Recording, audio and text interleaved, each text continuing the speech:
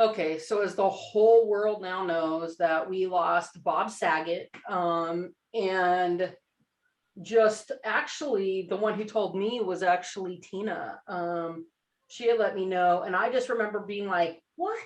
Like, because it just didn't seem possible. Like, I don't know. When I think of Bob Saget, I think of this young guy still. Like in my head, he will always be the age of Danny Tanner when the show first started. Like that's how I see him, right? And so to think of him in any way, shape, or form of not being part of this world is really just shocking to me still. And I'm sure many of you feel that same way. So for me, when I first ever heard of Bob Saget, it really was Full House. I had not known who he was before that, saw him in a few small things after that, but really Danny Tanner was the one who really got me. I liked the whole setup, that there was some emotional stuff on that show. Here he was trying to raise three daughters. After his wife dies, and then his best friend and his brother-in-law moves in to help with raising these girls. And I think it's really interesting to see how the writers kind of played on that and how they were each dealing with mourning in different ways. And so not only are they mourning together, but they're mourning their own relationships with this woman separately. And I thought Bob Saget did a tremendous job. And I will say that sometimes when you hear of actors portraying something, they'll be like, oh, they're so like their character. Bob Saget could not have been more different than Danny Tanner. So like, when you think about it in terms like that, because Danny Tanner was very like, like even kill, the same thing every day, where Bob Saget, man, he was raunchy and hysterical. And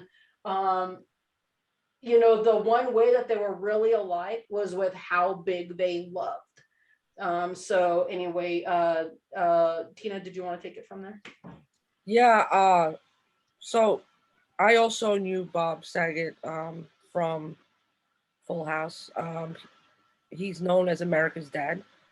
And I remember it was one of those few shows you can watch as a family, and everyone in the family loved it. And I remember telling my mom, because she didn't know, she wouldn't have known Bob Saget. Danny Tanner was Bob Saget.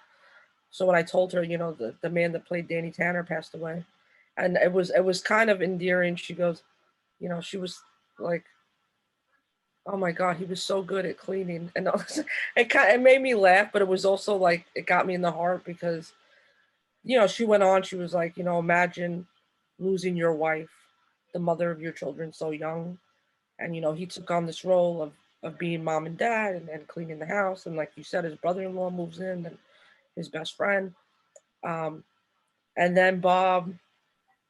So it's weird, like Sonny said, Bob played this uptight, Danny Tanner, straight line, straight as an arrow, right? Um, but it's funny because you're going to read John Stamos's eulogy, and actually in there he says he is a little bit like Danny Tanner, the cleaning part anyway, apparently. Right. But so I also saw later on in his. Oh, by the way, he also did America's Funniest Home Videos, which my whole family. Loved him. Yeah. Um, but later on in life, I seen like he did do like raunchier stuff, like in Half Baked, he did the scene where he said, "I would suck, would you ever suck, what for weed? Because I have for cocaine." So he did like risque stuff like that, and then to find out how close he was with Norm Macdonald and how he Right. responded when Norm passed away, and then to see that also he was still doing shows, and what kills me is that he looked so good in his last picture. He looked Yeah. so happy. He was in Florida doing a show, and you could tell he was all hyped up and everything like that. So I have to say something, and you guys tell me how you feel. But what bothers me most about the industry, actors, comedians, was with Bob. What breaks my heart about Bob's legacy. I'm glad like people are talking now about how sweet he was. He could tell the dirtiest jokes, but he was a fierce loving friend, and he left a legacy of all good.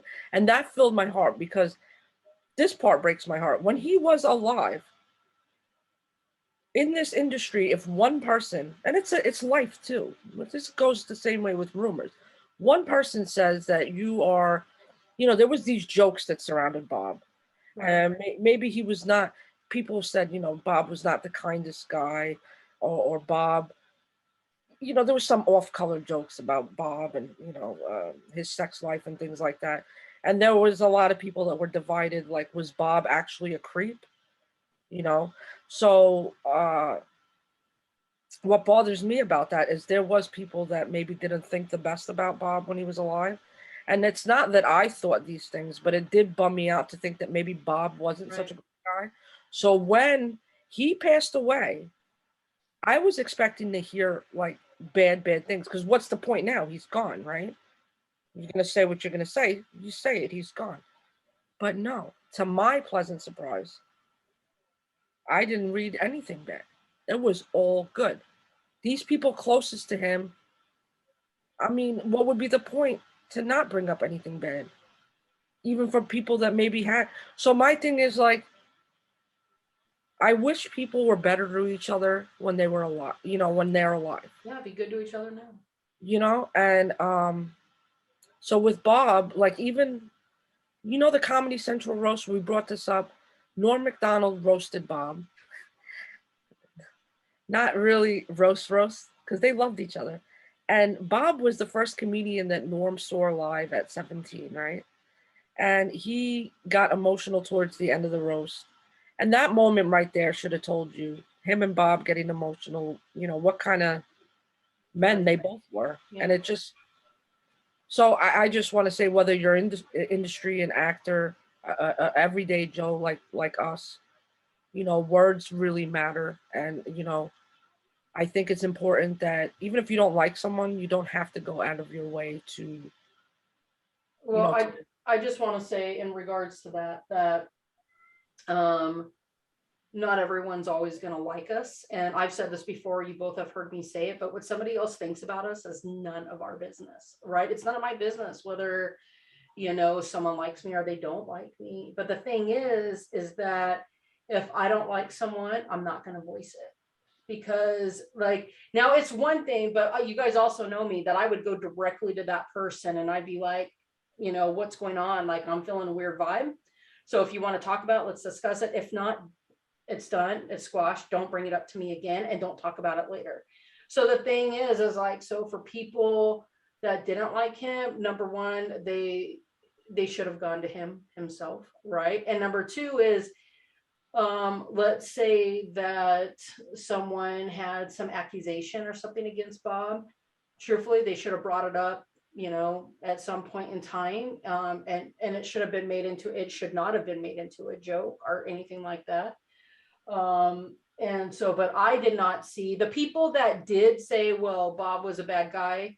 They had nothing to stand on. And that was my thing. If you have something to say, stand on it, stand well, on the the reason, platform and say it. right. And the Like, reason I bring it up is because it does ruin careers. It does, right. reputations. So what I was trying to say is, if something is true, it's different. If you're trying to speak out on something, okay.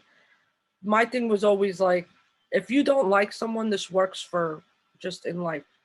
You don't have to create an army of people, especially with lies or false information. And if I hate that person. people that believe without knowing facts or hearing every side, you're a weak-minded person that cannot form your own thought. And maybe that works for you. You know what I'm saying? So for someone like Bob, that's what really irked me. It's like, where, like you said, Sonny, where are all these people that talk shit? Right. Where are they Where now? are you now? Yeah. So, I'm glad. Don't get me wrong. I am glad nothing came out after, because I think that would have been devastating for his Right. family and friends. But it's just a shame that people are not. I mean, maybe they did in private, but like, people should show this kind of love when you're alive. You know. I just want to say that I hope Norm Macdonald and Chris Farley and Bob Saget had quite the party when Bob arrived. It was shocking to us when Norm passed away, uh, but very heartbreaking to hear that Bob Saget. When that happened, we all have reasons why we adore who we adore that we see on screen. There's normally a connection, there's something about them, they're part of our childhood, there's nostalgia. But Bob Saget was a real dude. Like he was a real dude who loved people. Him and John Stamos, this is one of the things that I kind of dig is they were not fans of each other when they first met. Like they did not get along. But it's kind of like that Betty White thing we shared. Like you make it your business to like people, right? To do that, and in all that, they ended up forming this real friendship, and they loved each other. And most of that cast, they all loved each other. Every one of them came out to say something wonderful and positive, including the Olsen twins, who we don't really hear a lot about, but they came out to say something really beautiful and positive about Bob. We can find it and share it after, in the comments and things. The whole Full House fan, man. They came together as a group, and you don't normally see that in cast. Like normally you see one person who says something, another person, but they not only did they share their own things, but they came together as a cast, and every single one of them shared it within a few minutes of each other. And I think that's really quite beautiful. And then there's been pictures released after his death of a couple of his friends going to get his car from LAX. And just even that, just getting that vehicle, I can't imagine loving somebody so much and then being like, I need you to bring the vehicle back home, and driving their vehicle and being like, this is where all, where he probably had a million conversations in that car, probably took so many business meetings and things like that, all while he was driving. And now here his friends were taking that car back, or what his wife must have went through to wonder why her husband hadn't called her. We know now that a safety or a welfare check had been done on him. And I don't know this to be fact, but I'm assuming it's because his family had not heard from him. And when you care about somebody, that there's a certain time they message you, like, this is the time we talk, whatever. So for her to be concerned about that, or like I said, I don't know that to be the case, but there was a reason a check was done on him, and he was doing fine. He looked alive and healthy and great. He looked really great in that He last passed away from a picture. stroke. Is that correct? I don't know for sure. There's been a couple different things. I'm looking up real Lulu, did quick. you want to add anything while Sunny's looking into that? I have two quotes. All right, you give us those quotes while Sunny is trying to. Okay. So the first quote I like, it's, today is the first day of the rest of your life. And if that doesn't work out for you, tomorrow is the first day of the rest. That's so Bob. Okay, I like that one. And the second one is, I think things just happen to people. That is healthier. I think that believing there is some grand shame where your story is already inscribed in the book of life. Books get rewritten. Wow, that's deep. I love it. Thank you.